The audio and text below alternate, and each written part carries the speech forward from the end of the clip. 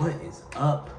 What is going on, YouTube? It is your boy PJ, Maniac the God, and today we are here for another chapter review. This one is One Piece 1062, The Adventure in the Silence Island. This was a really good chapter. I liked it a lot. It was a lot of small things to pick up on, a lot of things, because we're in the early bits of the arc, early bits of the island. It's all set up right now. So basically, we're just kind of trying to break it down, see what we could possibly be setting up for. The biggest setup thing in this whole chapter was probably the cover page. I am pretty certain, along with the vast majority of the community, that the Blackbeard pirates are invading Chocolate Town. I think it was chapter 1048, 1046, one of those cover pages that started this whole actually it was the second one. After they got captured, we saw that there were invaders on Whole Cake Island, and of course a lot of people just assumed that it was the Germa because in the next few chapters it was like the Germa breaking in to save. However, with this recent chapter, me, myself, and a lot of other people have been saying that those two people were Aokiji. I want to guess Shiryu. I've seen a lot of people guess for Von Augur. I need to get a whole breakdown of their fits and stuff to see if there are any clues in that first cover page, but definitely Aokiji. The Blackbeard pirates are on the move. This is a really Blackbeard thing to do though. Big Mom's been defeated. Her crew is either not there or have been recently beat up by Germa, because they did do a lot of damage. Katakuri and Oven, I don't know if they're still fighting each other, but there's been a lot of damage to the Big Mom pirates. And of course now it's when Blackbeard is like, oh, this is my time. This is time to strike. So not really, the way I would like to see it, but Blackbeard never does things the way I would like to see it. He's shiesty, he's low down, he's a pirate for real. So I would not be surprised this is for real the Blackbeard pirates coming to get that poneglyph, because he don't really have any as far as we know. I think there might have been one on Hachinosu, possibly, but as far as we know, yeah, he has 0. So he's finna start making his move. Moving on to the opening scene, the main things that caught my attention were the weaponized sea beasts. That gives just how gigantic they are compared to the Sunny and compared to the giant punk robot. This is a lot of resemblance to Shirahoshi's power, and she's an ancient weapon. Vegapunk can literally make themselves an ancient weapon. It's looking real shiesty. And this is just the first punk. This is just Lilith. So all 6 of them, we'll get into that later on. But all 6 of them together, Vegapunk might be cracking on a lot of people's top 30 lists. We finna start doing top 30s in 2 months. Vegapunk right now, what we're seeing, has a lot of things going their way to make a case for the list. I didn't put this in my notes, but I do like how Vegapunk, Shaka, the main body, I think Shaka's the main body. No, I think Shaka's just Punk 1. Punk 1 was giving them credit, yo, this is a newly dubbed Emperor crew. You might want to relax. Even though you got all the sea beasts out there helping you, Zorro and Robin, they're dangerous. And you should be careful because it might not end well for you. It's not going to end well for you. You're already in his range. Be careful.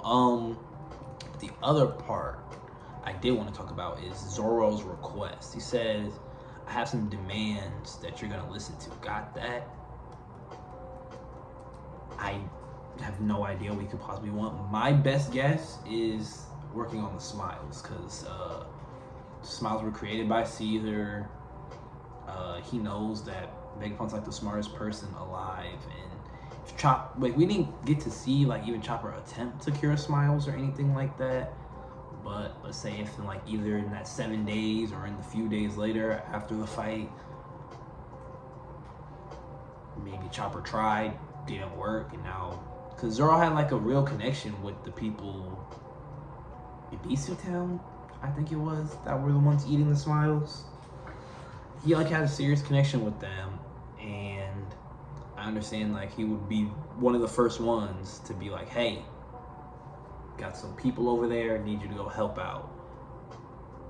Maybe I can't see it doing anything power wise, because Vegapunk's not really a swordsmith or anything. I think Zorro doesn't want any like mechanical upgrades or anything. Maybe a new eye. Maybe Zorro wants a left eye. I have no idea. My best guess is the smiles, maybe an eye, but other than that, I have no idea. On to Luffy's group. I just love what Jinbei brought to the crew, because like, yeah, Robin was like kind of the mother, like the mature person, but even she had her moments where she would just like say something really dark, or just let people do what they want to do and just laugh around.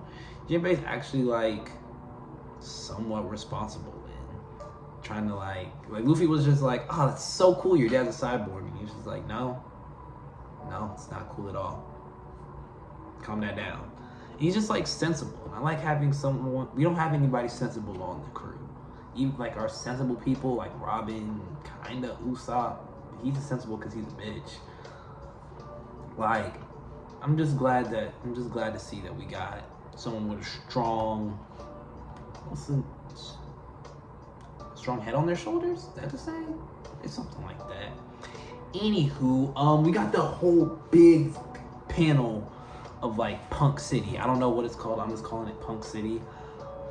I know the giant dragon and robots were holograms. I wonder if everything there was a hologram, or is that like actual people live like in the little bubbles? Because in the bubbles they have like little houses and stuff like that. I don't know why those would just be a hologram, but I wonder if like we're gonna get into that next chapter, see like how much of the stuff on the island that they saw is actually real versus being a hologram. That's a really, really cool looking city. This is straight Jetsons vibes. I like it a lot. Like we are in sci-fi piece. This is great. Because Oda really just be doing anything he wants. And like we've done zombies, we've done ghosts. I mean, those don't throw a bark too, but like we done like the horror, we done the pirates, we did ninjas in Wano, ninjas and samurai. About the time we can do some sci-fi stuff. I feel like it's gonna be really, really cool. Cause Oda's mad creative. If he was waiting on this for a while, I know he got a lot of ideas. We'll talk about for a brief second that little Gear 5 appearance. When Luffy was mad at the holograms for not being real food. Like, it's hard in One Piece to tell what's gag versus reality, but a lot of gag things are reality, especially Luffy's new power. I'm sure a lot of the gag stuff that have been gags are gonna like take fold in reality now. And one of my biggest things I wanted to see like next time Luffy got into some combat was like how easily he can just like slip in and out of Gear 5th. I know he had that little break when he was fighting Kaido. He went out of it and went back in, but like we got the little steam clouds, his hair spiking up. It seems like he can just go into this form whenever. He says it's his form when he's totally free, and it seems so far he can just hop in and out of it. And I think that would be kind of cool. Luffy finally having like a form with not really many drawbacks for real. That's been his thing. New form drawbacks, new form drawbacks. I think it's about time he has a form with no drawbacks. The last part I want to talk about for this little section was Vegapunk. What she said, they said, he said, she said, I don't know what to call them, but Atlas said, I am a genius scientist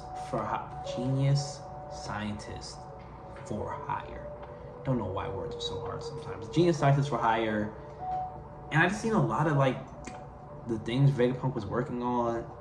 Like I said in my live reaction, I was between them being bad, being good, being neutral. And it seems like this chapter is more justifying Vegapunk's just gonna be wherever the money is. Like, they have a lot of ideas, a lot of things they want to do, and they just need the funding for what they're doing. It's like, I was like, the food machine, the climate machine, like those things seem like they could be used for some like real good to help like the unfortunate people, as well as, you know, making like cybernetic children warriors for the Navy. Seems to me like Vegapunk is going to be wherever the money is, which I mean, can't blame them. Your scientists got to do your research, but it does give me a lot of hope for what the future might hold with this island, with this arc, with Vegapunk and all that. Just giving it more layers for us to peel back, and I like that. Last part of the chapter, part that had the community going crazy. I feel like I'm gonna sneeze, but it's just not coming out. CP0. CP0's here again. They were here last arc, but we're getting CP0 members that everybody wants to see: Lucci, Kaku, and Stussy. And I don't know how much of a like actual fisticuff challenge they're gonna have for the Straw Hats, because I mean it's only 3 of them. We're an Emperor crew now. Like, I'm sure it's gonna be some behind the scenes stuff we're working on. We gotta work out with them, but you know, who knows. I like the explanations. Like, we saw the 6 paths of Punk. That's another phrase that's been going around the community a lot recently. The 6 satellites of Dr. Vegapunk. I do like the Viz's definitions more, because like the adjective for each satellite and their name is like more linked. Like thinker, I think in the TCB they said like flair for Edison, but on here it's thinker, wisdom for Pythagoras, violence for Atlas. Things that like fit the myths. Well, myths. Pythagoras and Edison weren't myths, but Atlas was, and Lilith is. But like, you know, it just fits their names better, in my opinion. So I do like that. Clap it up for the Viz. The Kuma Seraphim. They said in the Viz it was a. I'm not in the Viz. In the scans, it was a problem child. They just called him a giant brat in the Viz. Best guess, throwing out a theory here. Kuma, like Vegapunk knew that Kuma was, you know, selling their soul to the government, stuff like that. They were working on the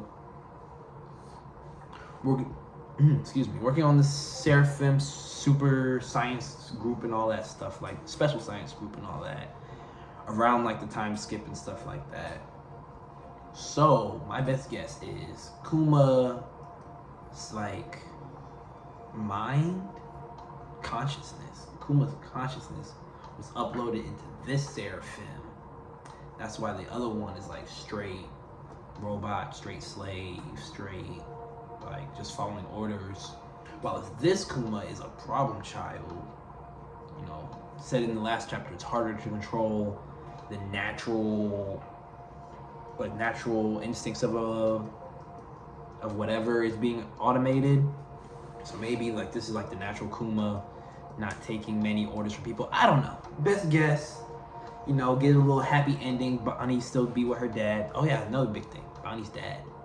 I was like the L. I thought Bonnie was the mom, but Bonnie will have her dad back. Dragon will have his left-hand man back.